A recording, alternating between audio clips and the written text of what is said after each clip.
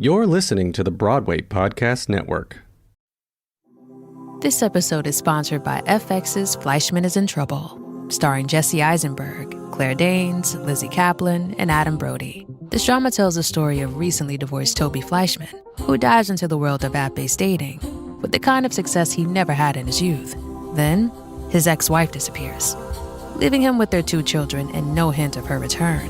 FX's Fleischman is in Trouble, streaming November 17th only on Hulu. I watch people blow their life on something for passion. Beautiful, right? But if you're spending more money to keep your passion project up and running, is that worth it?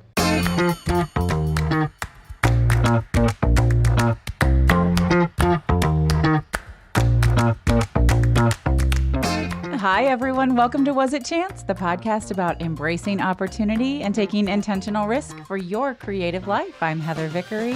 And I'm Alan Seals. Heather and I started off as 2 perfect strangers who met by chance and embraced opportunity. Listen in as we chat with other successful people about the risks they've taken to put themselves on a path to creative success. Really? Listen, I've got the tail end of COVID voice still lingering in my throat. So you had to sound like a bro. So I gotta, I'm like my excited voice just sits down here in my esophagus. So like, if you want right now in a world where we talk about really cool people, like this is your chance to get that because I don't know how to dial back into that. Okay. I learned from you that when Allison and Lulu from 10K Dollar Day say you have to interview this person, that we need to listen because they know all the best people. They're smart people. And that is how we ended up with today's guest. Will you tell everybody who's here? In a world where we talk about really cool people, our guest today is Equity Ben Ptashinsky-Skinner. How's that? Was that good? Hi. Equity Ben. Hi, Ben. Ptashinsky-Skinner. He's a stay-at-home dad, husband, part-time performer, voted Orlando's best comedian in 2021 and 22, as well as Orlando's best actor, the entire best actor for all of Orlando in 2018, 19, and 21. So on 2020, we'll just chalk that up to COVID, right? No voting then. Yeah. Ben has become a viral since... I took second place that year. That year for some reason. Look at you. All right. Become a viral sensation on social media, host of his own cooking show called Any Schmuck Can Cook. Ben believes that budget-friendly, healthy meals should bring families together. Ben, welcome to the podcast. Thank you very much. I'm so excited to be here. I understand you all like to have some fun, and that is what I am about. There we Although go. I will admit, I'm the complete opposite of a bro, so I'm a hoe. So there you go. So is And I love you Heather. already. I am the opposite of a bro also, which is why I call Alan out when he acts, because he's actually not a bro either. So when he acts like one. Not at all. There always has to be the yin to the yang, right? So the people that balance you out, that's very important. So Equity Ben, what's the equity part? How's the comedy fall in? Like you've got all of this so many things, this multifaceted, multi-named hyphenated individual that you are. And I want to peel back the layers of the onion, of the hoe onion, and figure out where the hoe comes from. Well, I hope you have some time because it is a long peel. Get that knife ready and sharpened. So to answer the first part of your question, Equity is my union. So I am a member of Actors Equity Association, and I have been since 2005. And I have had, until the pandemic, worked every week since 2005 as an equity actor, which was absolutely amazing. And then during the pandemic, I decided to stay at home full-time as a dad, and I had never cooked before. And so I was told by my husband, who had a full-time job, that I needed to put food on the table. And he gave me a recipe and ingredients, and I filmed it just kind of as a joke because it was so bad. And the comedy behind me figuring out how to cook became a sponsored show on my channel, which has not turned into a comedy series because, by the way, I don't know if you know this, but when you do stuff, you become experts at it. And so I wouldn't call myself maybe a food expert, but I can absolutely follow a recipe. And so I believe in teaching people that anyone, truly anyone, can cook as long as you can read. And you don't have to be a genius or rich to put healthy, good food on your family's table.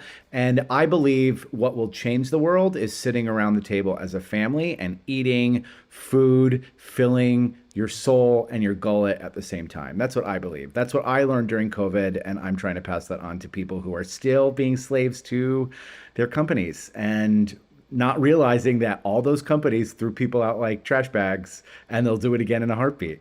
That's what I believe. How old are your kids? I have one child. She's 5 years old, and we adopted her at birth. So in one of those stupid books that teaches you how to be a good parent, which, by the way, burn all those books. I don't know why in Florida, we're banning all the good books, and those are the books that should be banned. One of the things I read was introduce a new food to your child every 3 days at the age of 6 months. And it's something that we've done with our daughter truly every day since she was 6 months old. We just took a Disney cruise. And my favorite part of the Disney cruise, we cruised with another straight couple, which I don't mean to explain to everyone that gays parent better, but we do. And Hey, wait a second. in front I think I agree with you. My friends, Charlotte, my daughter, was eating escargot, ahi tuna, and I was like, yeah, I'm amazing. And this is my daughter. I just love when, I'm like, I think she'd really like to try, if it's possible, could she have the escargot and the ahi tuna? And then the kid was like, her friend that we brought on the cruise was like, I'd like the chicken fingers and french fries for the 7th time that cruise. Yeah, my kids are definitely of that same ilk of I have two, and my younger one likes to try things to tell me he doesn't like them, and the older one, who's 7.5, is just like, nah, I don't like it. Like, how do you know you don't like it? Well, look at it, Daddy. I just know. I'm like, no, that's not how trying food works. But my original question was going to be, your daughter's 5. Have you noticed a shift in like the family dynamic and how things have, I guess, ultimately like the sitting around the table and the ability to want to try new things or even share the cooking with you? Has that changed as you've done more of the at-home cooking and integrated your daughter? Oh, yeah. And I think it's so important to teach kids about food because I was never taught about food. And listen, I don't want to talk smack about my mother because she's an old Jewish booby and she will beat the crap out of me. But I was definitely not taught correctly about food, and I struggled with a weight issue up until I was 35. I used to be almost 400 pounds. And so I am trying to teach my daughter how to have a healthy relationship about food, that no foods are bad, that you trust how foods make you feel, that kind of a thing. And so teaching children how to cook is a huge part of that, because if you only rely on getting your food from places where others have cooked for you, that is never going to be the best relationship I believe you can have with food. And so watching her do things like make eggs with us in the morning, that to me is so empowering, not just for her, but also I feel like I'm achieving something as a parent.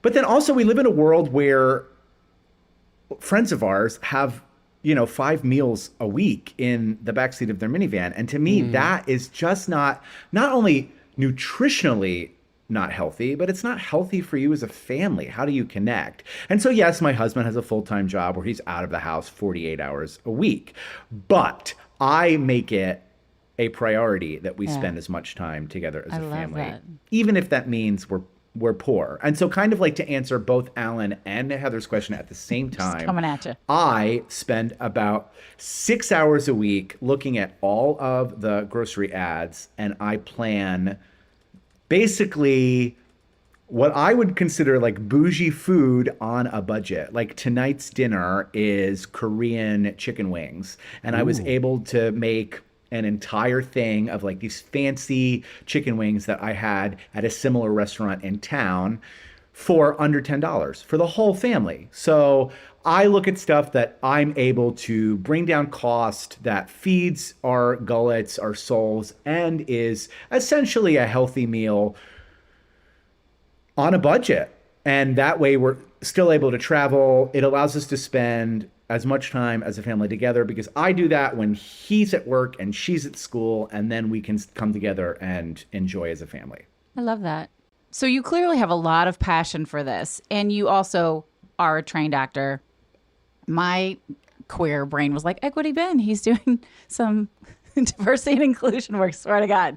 So I was like, oh, it's theater. Well, no, I get it. Well, listen, like my profile picture, and there was like a while where I was really, I don't think the world should know I'm gay. I think they should just see me as the performer I am. And then I thought, we went through this whole kind of 2016, 2020, where people were uncomfortable painting my community in a negative light. And I said, no, I'm going to show the world who I am, and I'm going to advocate for equality through visibility. And so my profile picture is just rainbow and me, and it says Equity Ben. So of course people think it's just like, oh, that homo. Like that's what I'm promoting. So I am fascinated that anybody, even with the skills and the training in acting that you have, is now making a living off of an Instagram live twice a week. I have to know, like, from a risk-taking standpoint, from an embracing opportunity standpoint, how the hell does that become a thing? During COVID, I became financially independent of my full-time acting gigs. And when I realized that, yes, leaving a full-time contract after almost 20 years in the acting business, which is an actor's dream, is risky, of course. But when I sat down and ran the numbers, because FYI, I am a Jew, I realized this is absolutely something we can do. And we have made a lot of financial decisions over the past almost 20 years as a couple that have allowed me to walk away from full-time work. For instance, we have solar on our house, so we don't have an electric bill. My husband drives an electric car that is charged by that solar. So when gasoline was $172 a gallon, we didn't buy a drop. Wow. And I work from home, so I drive this hybrid that sits in the driveway To and from school. No, No? we can walk. We walk? We could walk to school. We could also take the electric car. What is it called? Golf cart to school. Pargo. That's whatever. Anyway, that's like the onset to. Yeah, I just roll her down the street in one of those giant inflatable balls. No, but we're very close to the school. Basically, the car is there for coffee runs if I absolutely need it, which we can walk to the coffee shop at like Starbucks, or if it's raining to pick her up. I very rarely use the car. In fact, I love it. There was 2 months where I didn't fill up the car at all for 2 months. Because we just use the electric car because I know it's not, obviously it's not free, but it's free. So we made a lot of those decisions where slowly but surely I realized that we were just stockpiling money for an emergency. And then COVID hit and I was like, oh, look who was right. This was the emergency. How fortuitous.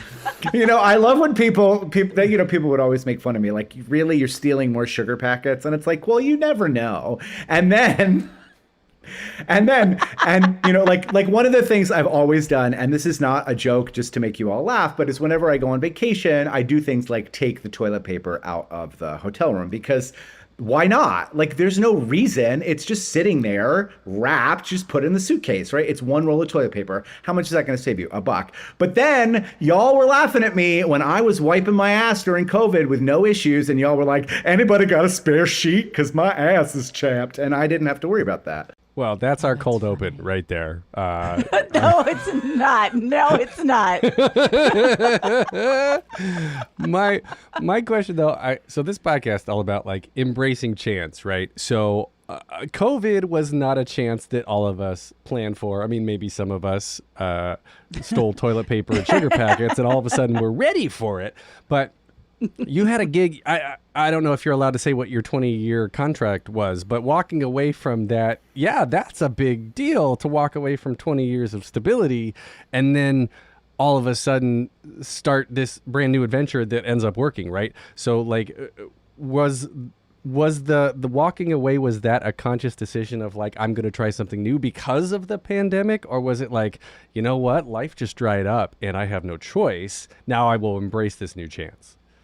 It was essentially a combination of both. I mean, watching people lose their parents and their family members and thinking to myself, you mean to tell me that I have to go back to work and be away from my family and watch my nanny raise my child, who was at the time under 2, for the rest of my life? How selfish is it? How money hungry are we as a society where that's more important than being a family? And so I said, screw it. I don't care if I'm poor. I want to gracefully put my parents into the grave for hopefully the next 20 years and gracefully raise my child, even if that means that I have to go back to work full time at 60. Like, why not? I mean, I'm an actor, right? How many actors? Pleasure of choice. Right? Yes. Yeah. So that's what we're doing. I still write the check to the government. All my taxes are paid. My retirement is still fully funded because, again, who knows what's going to happen. But things have changed. I don't make double mortgage payments, right? I don't drive anywhere, and I will always steal sugar packets. There's just some stuff has changed for my new life, and some stuff will never change because my grandparents were Holocaust survivors, and I think that inherently that has trained me to be as resourceful, I'd rather say that than cheap, as possible. Yeah. How do you keep your equity card? You just pay the dues. You just have to pay the dues. They don't care if you're performing. Oh, I really thought you had to do a certain amount of jobs. Once you get your card, they just want your money. They don't care. They absolutely don't care. But also, one of my friends was like, hey, anyway, you'd want to play one of the dads in Mamma Mia this Christmas. And I was like, that sounds fun. So I don't know if I'm going to do it, but my card is there to protect me if it ends up happening. Plus, being 400 pounds my whole life, I would have never, ever thought I could be cast as something like that. So that would be something fun that would be a to do. fun role. Alan and I would have to come see you. You've gone so far down the rabbit hole of your Equity Ben branding, but would you ever consider changing your name to SAG-AFTRA Ben, just to give representation to the other side? Or like IATSE Ben. Like, what if I just become a stage tech, right? I love it. Okay, so you started what made you decide to go live with that first dinner? I believe in authenticity, right? I think people will find you if you're being real. So like, for instance, today, we had an issue with the camera. You turned it off and I was still this. Like, this doesn't change. This is who I am. So I believe in just being yourself. And so I try to post everything, the good, the bad, the ugly. Here's a flat tire. My daughter's being a bitch. My mother is uber conservative this week and doesn't believe in gay marriage all of a sudden. Like, I'm posting it all to tell the truth, right? Like, because that's who I am. And for a long time, I was so worried, oh my goodness, I'm going to lose followers because I believe in marriage equality. No, hello. Like, obviously I believe in marriage equality. I am married to a man. I have to stand up for what I believe in because it's who I am, right? So I wanted the world to see how crappy of a cook I was. And then all of a sudden it was like 6 months into it, I was like, this food is good. And now I'm, making Korean fried chicken wings and the most amazing, delectable, I can't believe how good some of this food turns out. And we're eating like kings. And then you look at like the calorie count and stuff and it's not so bad. You just have to find the right recipes. We're going to take a quick break. Stay tuned for more of the episode.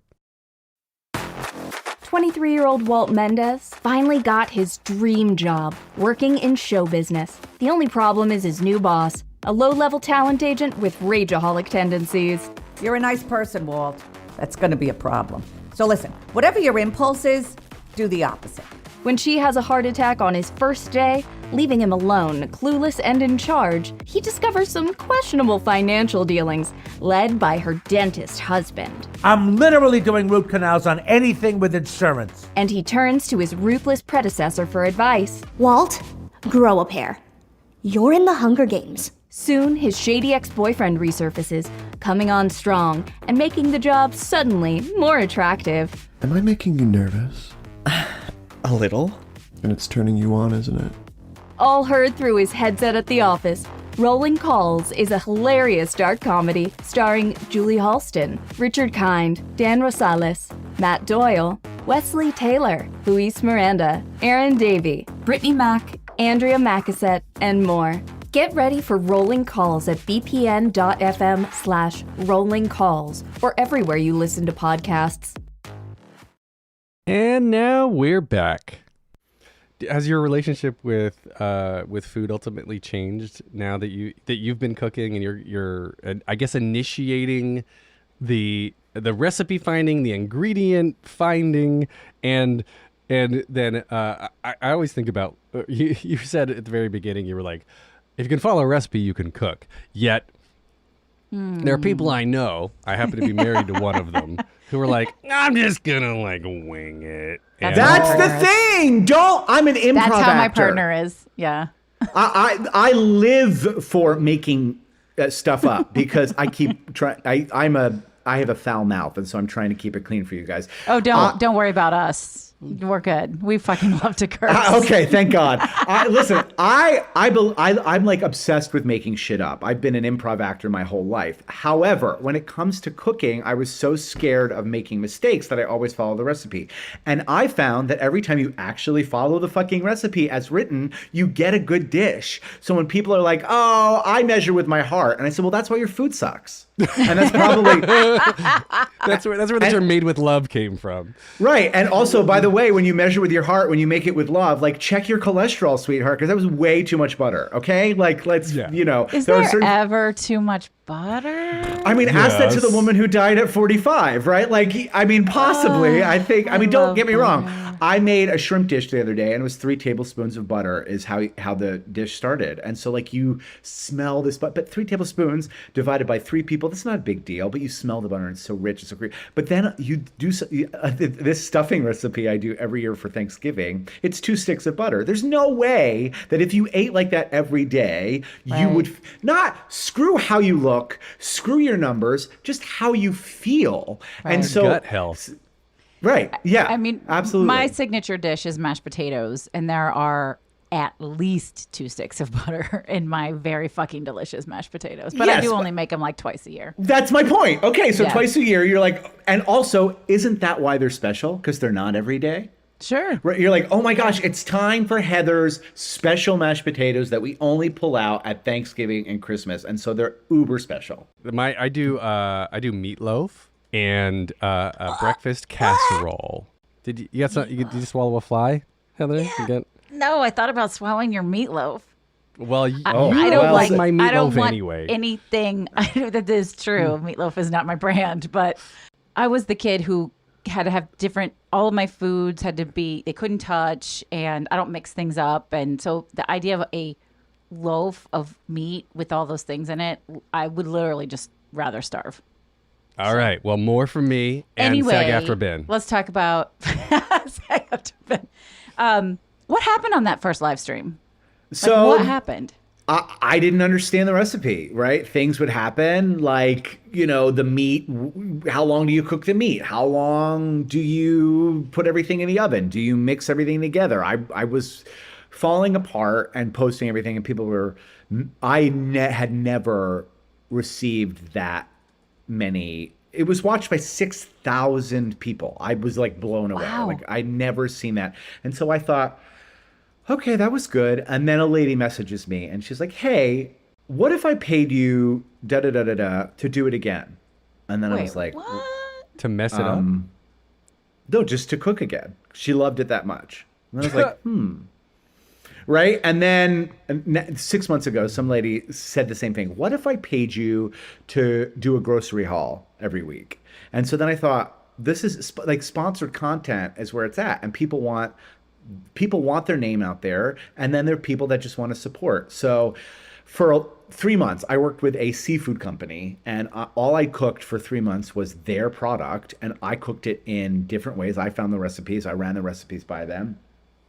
And his business grew, and I had sponsored content on my page for 3 months. I worked with a realtor, and the realtor messages me afterwards and says, "Thank you so much. I'm so thrilled. We sold $2 million worth of product with you." And I was like, "Oh my God." But if you think that's 4 fucking houses, that's not that big of a deal. But in 3 months, for me to have passed on 4 clients, like he saw a reason so that's basically what became a thing. And, I watched my show yesterday. From start to finish, I watched it back and I thought to myself, like, this is so cocky, but I thought, oh, this is good. Like, I enjoyed watching this, and that felt good. And for a while, I was under contract with a producer from the Food Network. They were trying to put me on the channel, and nothing happened. There wasn't a yes, there wasn't a no. It just never came to fruition. And I'm still technically under contract with this producer, but for me, just signing that contract, technically twice, because now it's been 2 years, was enough for me to go, I made something, I created something, and it's successful. And 6,000 people watching a show, like, that's for what we do, I think that's a big fucking deal. Absolutely. So then the realtor part of it, though, do you cook in houses for sale? I don't. Well, like that. It's not about that. Think about it, right? Like, you watch What are the Thrones? I don't know. I'm trying to think of the HBO thing. Game of Kingies. You watch the Game of Thrones. You watch Kinky Gamers, and you're not going to buy a fucking dragon. But at the beginning, they're like, "Hey, have you thought about watching The Nanny?" I don't know why, but that came to my mind. I know they stream The Nanny too, and you're like, I haven't watched that in a while, and you're like, let me give it a watch. Like, that's basically what it is, right? You watch my show, and I mention this realtor, and you're like, oh fuck, I do need to buy a house, or I'm thinking about moving to Orlando. I don't have a realtor. Let me contact this realtor. That's basically how it works. And same thing with the seafood. Like, yes, of course, I'm using their product, and that makes it easier for them to sell, but that's. And I partnered with, Disney travel agents, anybody. I'll take anybody's money, except, by the way, Grindr. Grindr contacted me, and they were like, "Hey, we love," and I'm like, "Listen, whether I do or do not use your product, my followers don't need that image painted upon me." No, right? they don't. Yeah. We'll talk about making meatloaf. That would be great. Yes. Oh, but Yes. see, right? It's such a clean show. Actually, I think that is how your name came up with Allison and Lulu. We were talking about meatloaf. I remember that. No, we were not talking about meatloaf. We were talking about getting paid, which don't go there. Just don't put those things together right now. Everyone else is okay. I recently added Alan, meatloaf. Stop it. Wait, do Act you guys like remember? a fucking grown up. You remember when Meatloaf was like, "I will not get vaccinated. I'm absolutely not doing that." Which, whatever, it's your decision. Like, no big deal. And like then Meatloaf the man. Yeah, yes. And then he died from COVID. And then people were like, "I would do anything for love." And then he's dead. Like, hello, but like, I won't whatever. do Like, that. Right? You live your life, baby. Like, I don't care. It's like, like you. It's like, listen, if you want to be a podcaster and have Grindr sponsor you, that's fine, but you might get a certain audience. Like I don't care what you do, but you have to understand that when you do stuff, you are responsible for what you do. Yeah. Yes. So anyway, back to it. I recently put a tip jar, quote unquote, buy me a coffee, in my newsletters at the end of my own shows, my solo show podcast, The Brave Files, and I do a weekly live show that's for free content, right?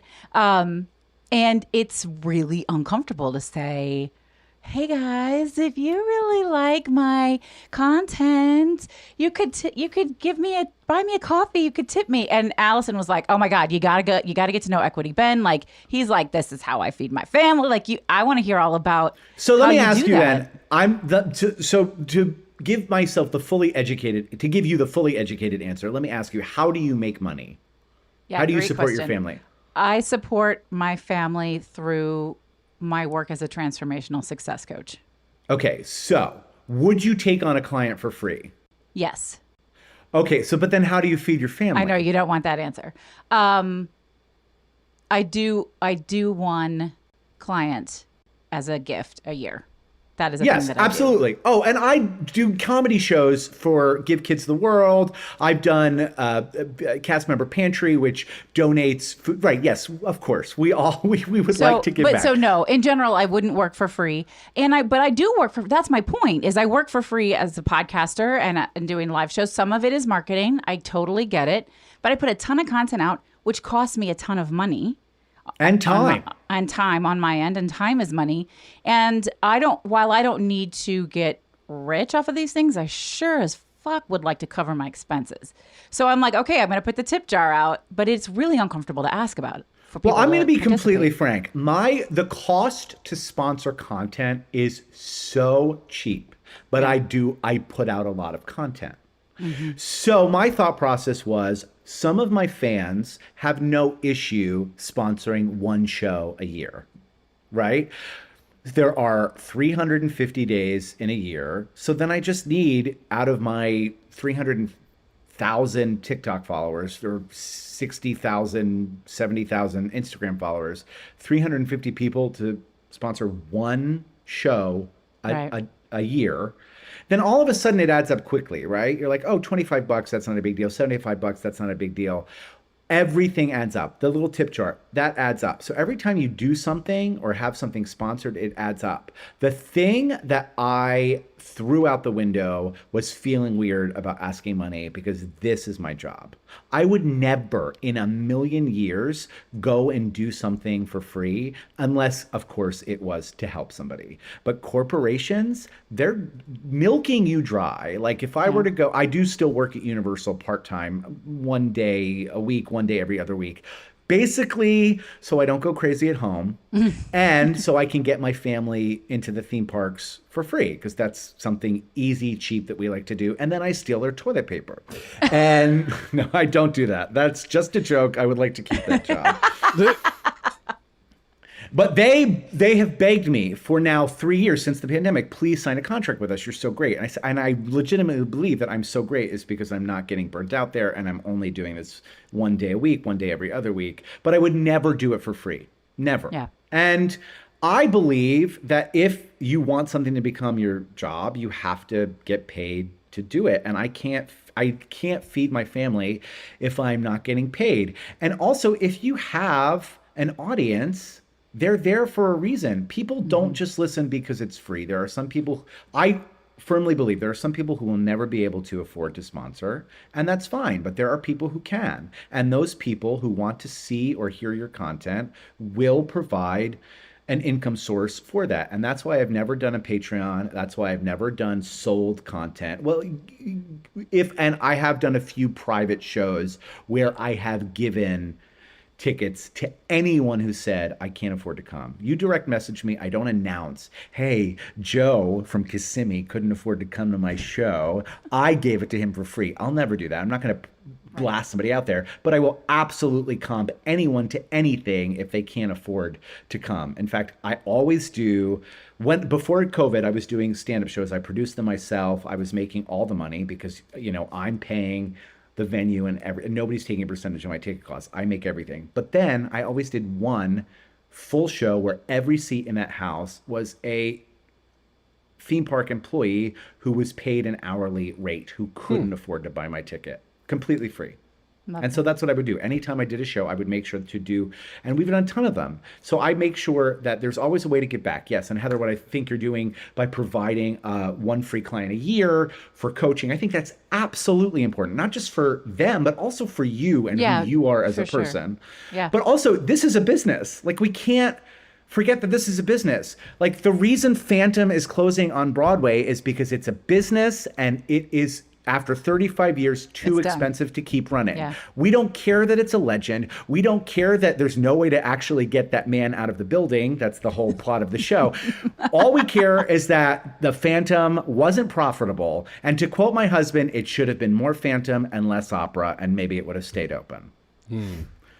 That's my husband. I love it.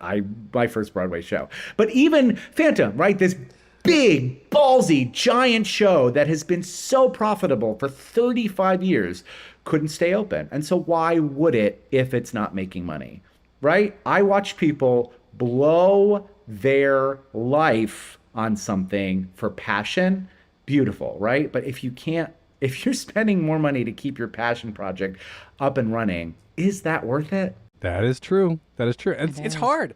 It's hard. So how then do you find a balance between the passion? I mean, I guess going back to the whole COVID thing and cooking, and now like you've transitioned from stage acting to Instagram performing, right? It is the thing. But did you originally plan to go back to the way it was, and then all of a sudden, so you found but you found this new groove, and you're like, oh, I'm just going to keep going with this. So the first 2 months, I was like, oh, I'm definitely going back. How could I turn that down? Like, that's so stupid. And then the third month, I taught my daughter her ABCs. She's 2. I taught her her ABCs. And I was like, oh, she was in school for a year and she didn't learn ABCs. She was home with me for 3 months. She knows her ABCs.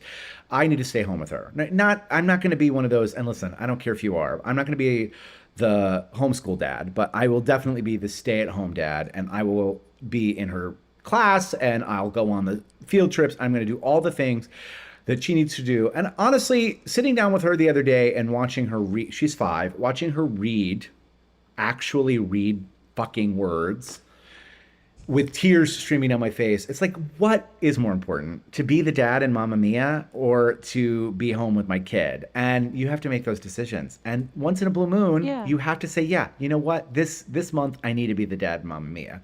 But I decided 3 months into COVID, I was like, no way I'm going back and giving my whole life to a company. I'm giving my whole life to my family. And if I intertwine through gigs, that's fine. That happens. Every year, I grow this beard out. I dye it white. I have an amazing lace front Santa wig. And now, of course, it's so ironic. Oh my God, we need pictures. Oh, yeah. I'll send you, pictures, no problem. Now I have to wear a pregnancy belly, but whatever. You do what you do. Because you're not. Right. But also, we're Jewish. I don't have to worry about missing Christmas. Like, this is like this beautiful way of where, like, I'm still performing, but I'm not missing anything with my family. And that to me was more important. And I'm going to tell you what, like, I've watched. So I know a guy working at Disney for almost 40 years as an equity actor. He was there before the union was there. And did he raise his kids? That's his question, not mine. But I don't know. I felt icky making that decision. So and it's for everyone to decide. To me, that's part of, like, how are you going to embrace your opportunity and your risk and manifest the life that you want. You get to decide what the life that you want is, and that's what this whole show is about. All right, one more quick break. Hang on a second. All right, here's the rest of the episode. I love how you saw this sliver of a window of an opportunity, and then the possibility that it provided for you, not just to stay home and stay present, but also to continue to make income and perform and do things that you love, and also learn about how to feed your so many dominoes have fallen because that window opened and you looked at possibility and you took that risk. Oh, completely. And I think that's life, right? The people that are successful in life have taken those risks, and the people that have played it safe are fine and they're living a life, but are they happy? Sometimes playing it safe for your whole life, is that going to make you happy? I don't think so. Like, I love my dad, but why did he have to discover happiness at 65 years old when he retired? Is that a good life? I don't know. I have just created a relationship with my father after 39 years. Is that what I want with my daughter? Absolutely not. Yeah. I would like to talk to my daughter about me rather than my daughter having to talk to a therapist about me. You know what? She's going to have to go to therapy anyway. I just feel like Yeah. Oh, she's got two gay dads, but she's so cool about it too. Listen, my favorite interaction with a bully online was, one of those motorcycle people who literally was a motorcycle person that was like, oh, your kid's going to get bullied because you're gay. And I was like, she's going to be the bully. You raise your kid your way. Like, I have to talk her down from being in people's business. I promise you, my daughter's not the issue. It's your kid that should be worried. But I wouldn't say that to anybody because I try not to be an asshole. I think that's true, though. It's very true. And actually, kids are very adaptable anyway. My older one is asking a lot of biological questions about how babies are made, and tis the age. And he's like, Daddy, I don't believe babies come out of vaginas because there's just babies are just too big. How do they come out of a vagina? I'm like, well, we can show you a video if you want, which I haven't yet. But it's painful. And he's like, well, I think it's better to have two dads. And I was like, oh, okay, cool. There you go. Well, I explained everything to my daughter, and then my daughter says, I don't want to be a mom. I said, well, my kids too. I have daughters. Yeah. She doesn't want a baby to come out of her vagina. She doesn't want her belly to be cut because, she was a C-section. She doesn't want a baby to be cut open out of her. And I said, well, you were adopted. I said, you could adopt a child if you want to be a mom that way. And so then she kind of went back and forth. Oh, maybe I do want to be a mom, this, that, and the other thing. I'm like, you're fucking 5. You don't need to be give it anything. a minute. Right. Yeah, please slow down. And then she said to me the other day, Nicholas at school asked me to be his girlfriend. And I was like, fuck! Like, no. I said, I'm the only Democrat on the street who just bought a gun. Like, I was like, that's it. Who just bought a gun? I was like, I'm not ready for it. I'm not ready for it. But she's so, it's like this weird world watching her be the son. Like, she's like the kid of 2 men. And so she should be like advanced, and she's still a baby because we're home and present with her, as opposed to some of the other kids that are like being raised by the internet, right? It's just wild to watch. It's wild. It's cool. Her first word was teaspoon as well. 2 teaspoons. Okay. Stick of butter. Two Ben, stick of butter. I am curious. What is it like to be a social media influencer? What surprises you about that? And if people are listening and they're like, I want that, which, to be fully transparent, I do not. That does not appeal to me. Okay, so specifically, to be successful, you have to be authentic, which means answering people's questions without getting pissed off. And I am not 100% successful at that. I hate when people are like, oh, my word, that recipe looked amazing. Where do I find it? And it's like, the slide that you just responded to. There's a little button, and it says recipe here. If you put your finger on that little button and you press it, the recipe will pop up on your screen. You lazy fuck. You have to say that nicely, right? But you can't. Then, of course, there's also tons of people that want to make money off of you, right? And some people are like, hey, I know you love this. Have you thought about partnering with me so I can do this? And it's like, well, and people get pissed, but you're like, I have an agent and they take care of that. And if you would like to partner with me, you have to go through this agent. And they don't like that answer because they see me as this small potato. And yes, I am a small fucking potato. I'm a fingerling, if you will. However, it still has to go through my agent, right? Like, but most influencers don't have an agent, right? Do they? I don't know. All I know, I was contacted. They liked my following. Really? And they wanted 20%, and I wanted to cut back on the workload, which is like finding the sponsors. I guess maybe they do. So I think they do. I know if I have one, then there are other people that definitely have sponsors. But also, like, for instance, I go viral a lot on TikTok, and I know that sounds cocky, but people like to post my videos on their pages, right? Because nobody wants to actually make content. They just want to use other people's content to stay famous. Companies like I can't think of the name. This one, and I have no problem shutting them out because I'm like, you gave me nothing. So anyway, this one company used my video and they didn't pay me a penny. And so from now on, anytime somebody wants to use my video, any of my videos, they all get licensed non-exclusively through my agent. And I don't care if my agent takes 20% off of my work, because then they will be after these people that post, right, to get the money. So I don't have to deal with any of that. But yes, I feel dumb that I forget. The question was, do you enjoy being a social media influencer? You know what I enjoy is staying home, doing it all from my home, not wearing pants right now.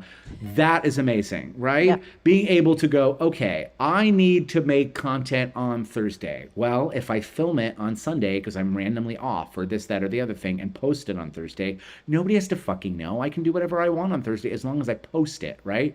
Or we went on a cruise and I thought, oh, I could buy the internet package and keep posting for all of this money, or just take 2 days off. I just took 2 days off. Why not? Yes, take a vacation. And some vacations are worth taking the time off and some aren't, right? I mean, when I do Royal Caribbean cruise every year for my birthday, I post the shit out of that. And then, like you said, Heather, you put out a tip jar. Well, I say, hey, you want to buy me a drink for my birthday? Go ahead. When I say that, when I tell you that's literally like an entire month worth of my business comes from just people buying me a drink for my birthday. And it's so, like, I almost don't even want to say that because I still want people obviously to do it. But sometimes you just have to buy the internet package and put it out there, right? Because then you post all the drinks that people are buying you and people can see it. Right. And so there are pros and cons. Honest to God, I'm not saying this lightly. I would not change how I'm living my life at all. If I won the lottery, I would probably disappear because in a good way or a bad way, like. Well, no, definitely in a good way. I don't think your dad's gonna take you out, Ben. You're right. Like, you're gonna disappear with cement shoes at the bottom of the lake, Lake Okeechobee. No, like I would stay in my house. I would get rid of the hybrid, but the things I wouldn't do.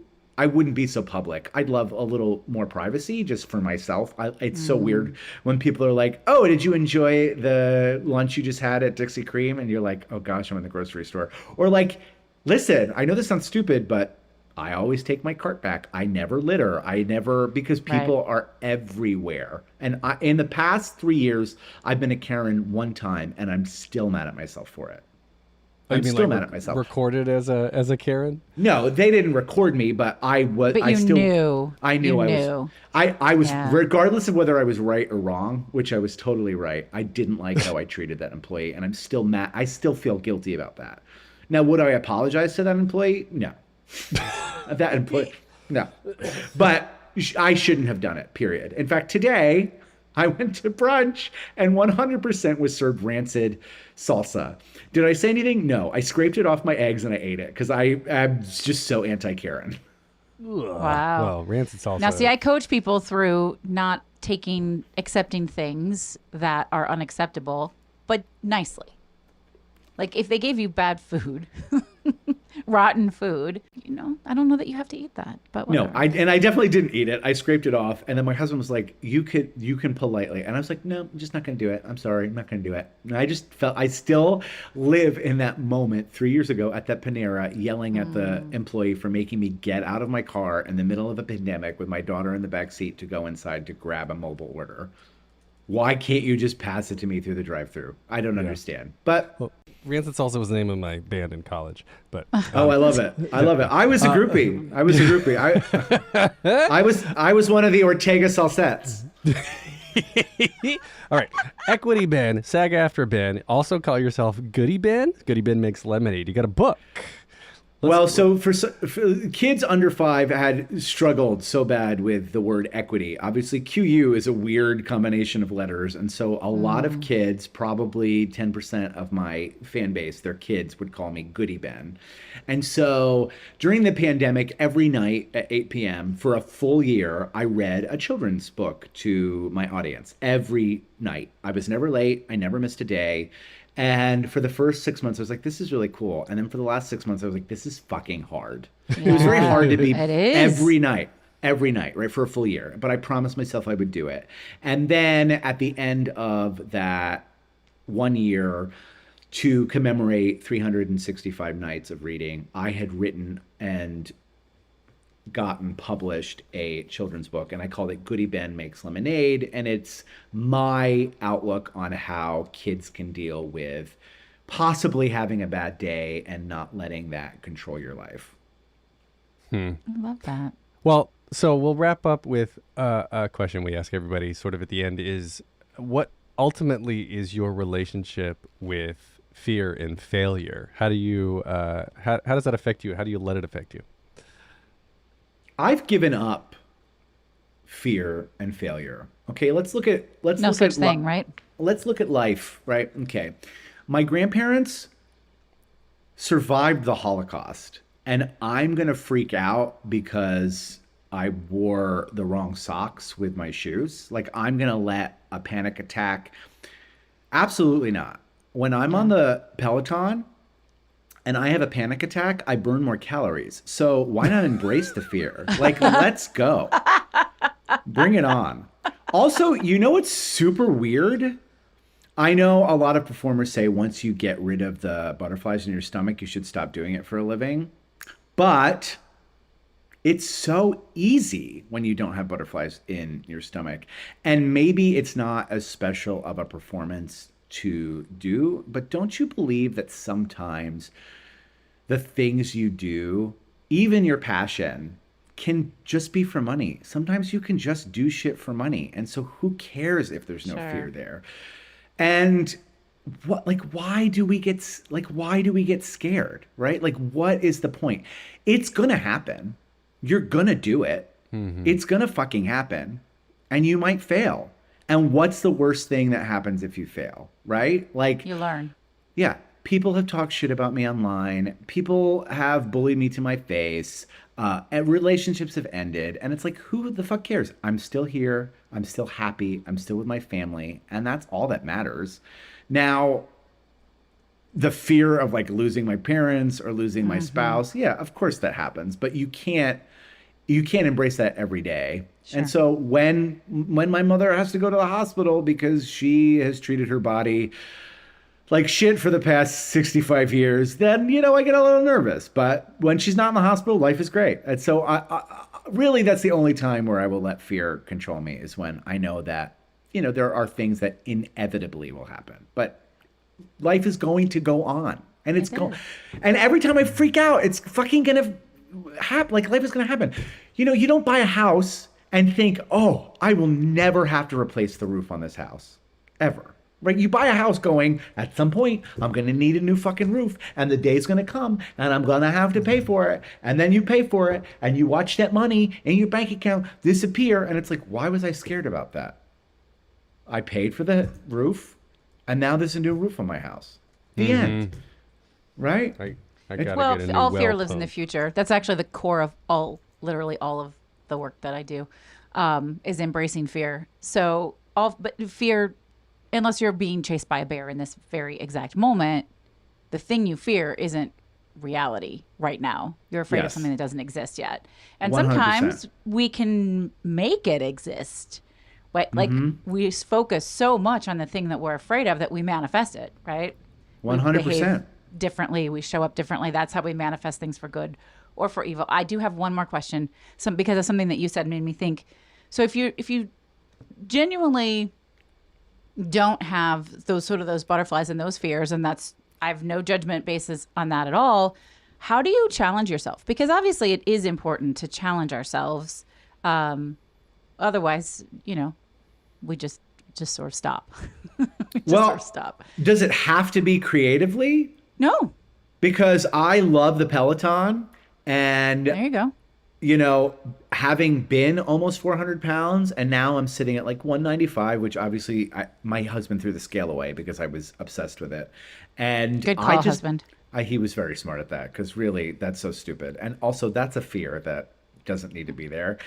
I like to see if I can be better than the day before. And the same thing, with like food. I'm challenging myself now to not worry about calories, right? I truly am trying to eat food that makes me feel good. And so regardless of the fact that that salsa had 0 calories, it was still rancid. So like, don't fucking eat it, right? Like scrape it off. But also sometimes you just need to eat a breakfast burrito. And sometimes you're like, oh, today I want a breakfast burrito. And I love my husband, but he had the breakfast burrito today. And then he had to run to work. And I noticed before he ran to work, he shit his brains out in the bathroom. And it's like, you made that decision. It's like, you made that decision. So I'm challenging myself. Meet consequence. Yes. Yeah. But really, having lived a life in immense diet culture, which will never fucking work, I am challenging myself every day to just live presently with food and making the decision of whether I want to eat a food that is going to make me feel like crap and shit my brains out, or eat a food that's going to balance me out. And guess what? Sometimes I shit my brains out, and it's so worth it. We just did a 3-day Disney cruise, and I tell you what, I lived on that toilet, and it was amazing because I didn't clean it. I didn't have to clean the toilet. Right. Like, yeah. I feel that. Those Disney toilets are made of magic anyway. They sure are. They really are. I took my kids on a Disney cruise in 2019, and my 9-year-old, she's now 9, still talks about the shower in the cruise, because it's like a circle. It's almost like a tiny bathtub. You can sit in it and shower and take a bath at the same time. So you were on the Wonder or the Magic? It was a 5-day cruise. I don't think I was on either of those. Because we were just on the Dream, and we've been on the Dream now 4 times, and those tubs are not circular. But I was trying to think, because we did our very first cruise with Charlotte. Oh, maybe it was the Fantasy. The Fantasy. That's what we were on. That was the circular. Okay.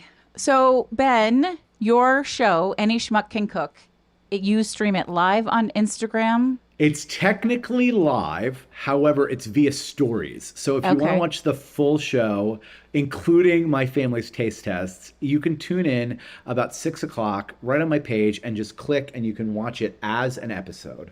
Or if you're one of those people that's like, ugh, I need something to do, you can watch me post the actual cooking in time throughout the day.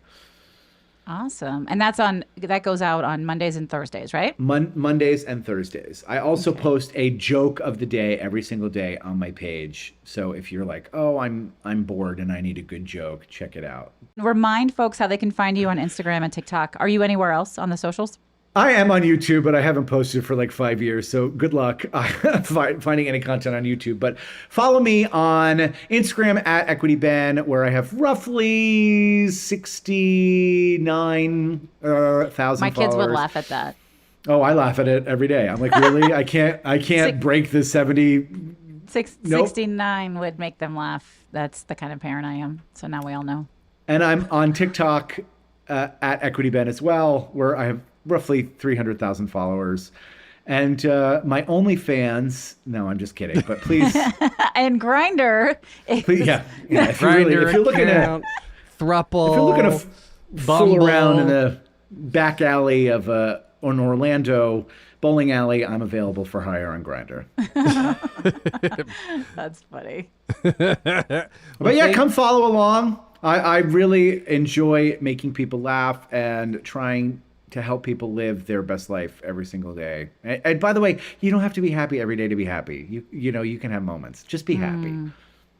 Yeah. I love that. That's a beautiful way to end. Yeah. Yeah.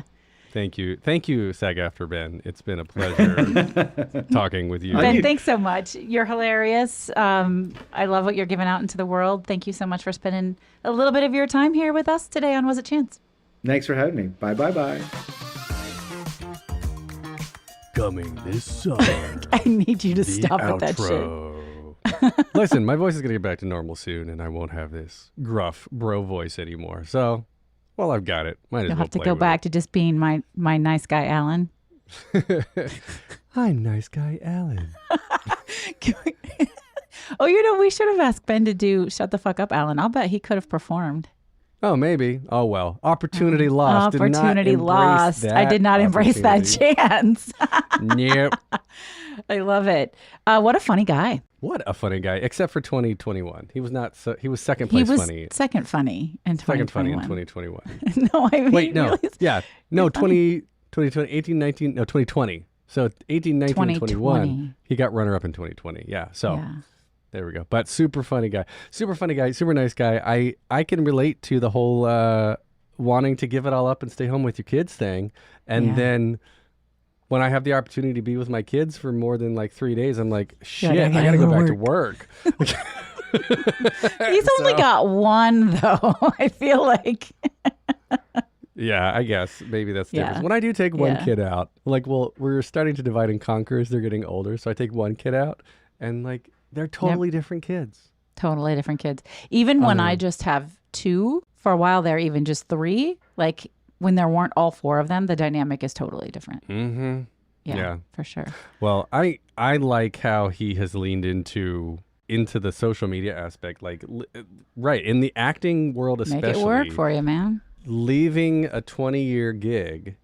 That's tough because even like in acting, right? Even while you're working successfully, you're still looking for your next job. Yeah. So there are very few shows, especially like at the pinnacle, right? If you're talking about Broadway as the pinnacle.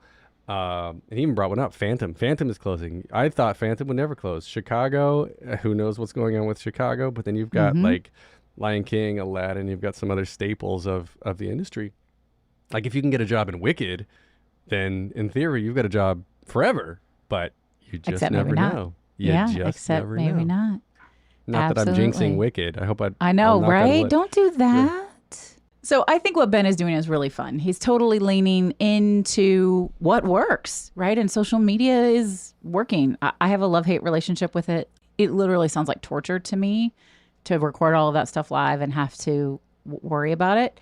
But it works for him, and I think it's brilliant, and he's funny. And I think if it's something that excites you, it's a great format to follow. What if you record being tortured? So it's just all the same for you. Okay.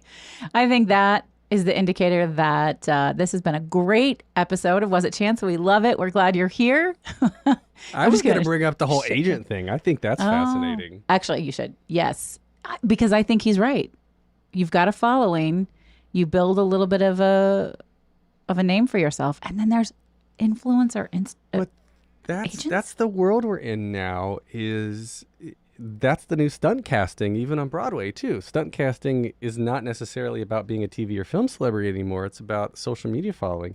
And there's some friends that I know that are in out of towns, like workshops and things, with people who have no performing experience except for being a TikTok influencer. And that's how they're bypassing, skipping the line, paying their dues because they've created their fame and fortune through other means. It's fascinating. It's so fascinating. Yeah. It's so if you are an influencer agent or you know one, please contact us. I want to interview somebody who does that. I'm so serious. Why don't we get we'll ask Ben to introduce us to his agent. Why not? Yeah, we should do that. That would be a lot of fun. All right, putting that out there. I think what Ben is doing is really cool. You guys go and watch. I'm going to see if I can come up with some new recipes. My kids would not eat Asian chicken wings. To be fair, if I tell Jackson, my younger one, that anything is chicken, he'll eat it. Whatever it is, it's just chicken. I was like that as a kid. Yeah. My mom used to trick me into eating fried jumbo shrimp by telling me they were tiny little chicken drumsticks. And then my aunt outed her at dinner one night, and I don't think my mom's ever forgiven her because I was like, I'm not eating that. It started with pad thai because they're little chunks of chicken, which you really love, that like shredded, right? So like I can just make it look like anything else at other meals. He's like, oh, is that chicken? Yeah. He's like, oh, okay, good, cool, I like it. I love it. That's awesome. All right, folks, we want to know how you are out embracing an opportunity and taking intentional risks. You can find us on Instagram. We are Was It Chance? Send us a DM. Let us know what you're up to. Or you can email us. Was It Chance Podcast @gmail.com. helarity.com. Thank you so much for hanging out with us today. You've been listening to Was It Chance, the podcast about embracing opportunity and taking intentional risk for your creative life. I'm Heather Vickery. I'm Alan Seals. We'll talk to you again soon, folks. Bye.